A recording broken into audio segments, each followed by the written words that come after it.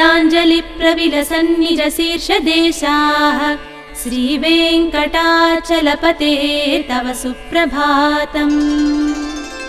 घाटीषु ते विहगराज मृगाधिराज नागाधिराज गजराज हयाधिराजाः स्वस्वाधिकारमहिमादिकमर्थयन्ते श्रीवेङ्कटाचलपते तव सुप्रभातम्।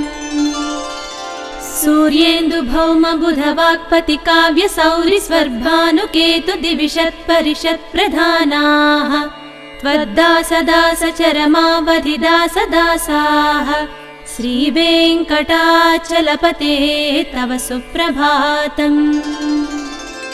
त्वत्पादधूलिभरितस्फुरितोत्तमाङ्गाः स्वर्गापवर्गनिरपेक्षनिजान्तरङ्गाः कल्पागमाकलनयाकुलतां लभन्ते श्रीवेङ्कटाचलपते तव सुप्रभातम्।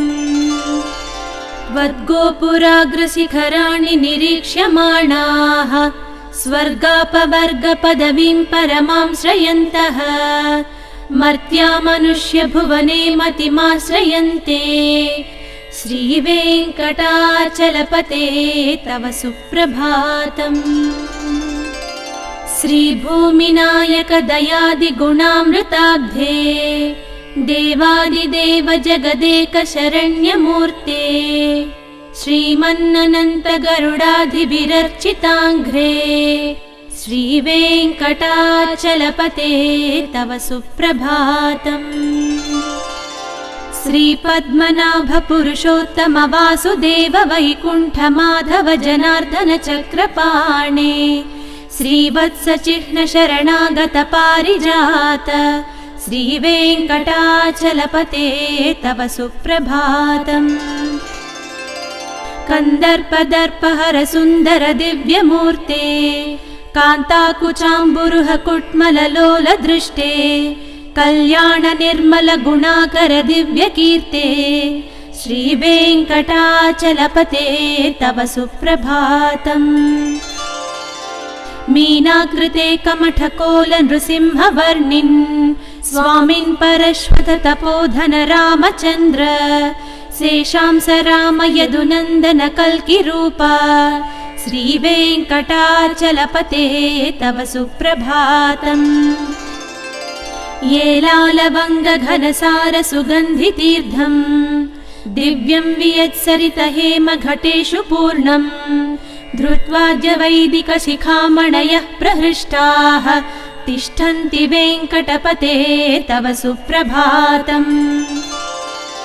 भास्वानुदेति विकचानि सरोरुहाणि सम्पूरयन्ति निनदैः ककुभो विहङ्गाः श्रीवैष्णवाः सततमर्दितमङ्गलास्ते धामाश्रयन्ति तव वेङ्कट सुप्रभातम्। ब्रह्मादयः सुरवराः समहर्षयस्ते सन्तः सनन्दन मुखास्त्वधयोगिवर्याः धामान्तिके तव हि मङ्गलवस्तु हस्ताः श्रीवेङ्कटाचलपते तव सुप्रभातम्। लक्ष्मीनिवास निरवध्य गुणैक सिन्धो संसार सागर समुत्तरणैकसेतो वेदान्त वेद्य निज वैभव भक्त भोग्य श्रीवेङ्कटाचलपते तव सुप्रभातम्।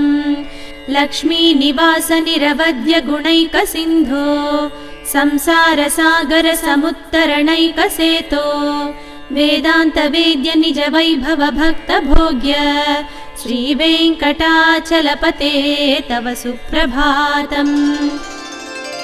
इत्थं वृषाचलपतेरिह सुप्रभातम्। ये मानवाः प्रतिदिनं पठितुं प्रवृत्ताः तेषां प्रभातसमये स्मृतिरङ्गभाजां प्रज्ञां परार्थसुलभां परमां प्रसूते। इत्थं वृषाचलपतेरिह सुप्रभातम्। ये मानवाः प्रतिदिनं पठितुं प्रवृत्ताः तेषां प्रभातसमये स्मृतिरङ्गभाजां प्रज्ञां परार्थसुलभां परमां प्रसूते।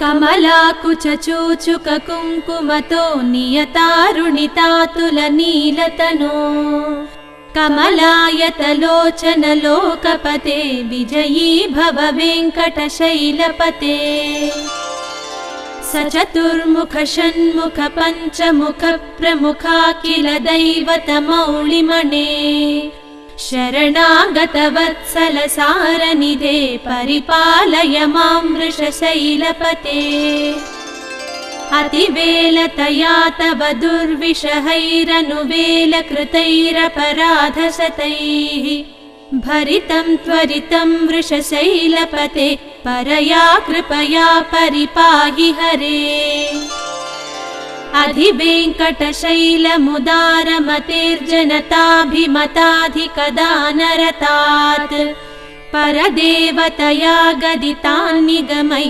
कमलादयितान्न परं कलये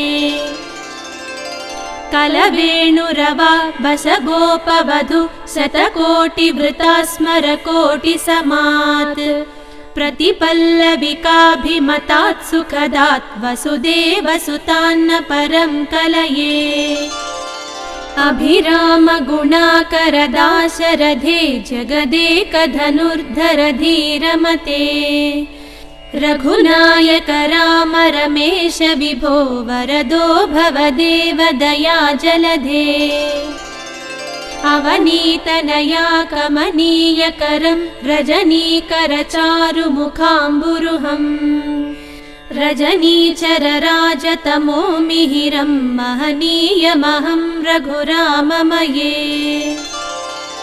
सुमुखं सुहृदं सुलभं सुखदं स्वनुजं च सुखाय ममोघशरम् असहाय रघुद्वहमन्यमहं न कथञ्चन कञ्चन जातु भजे।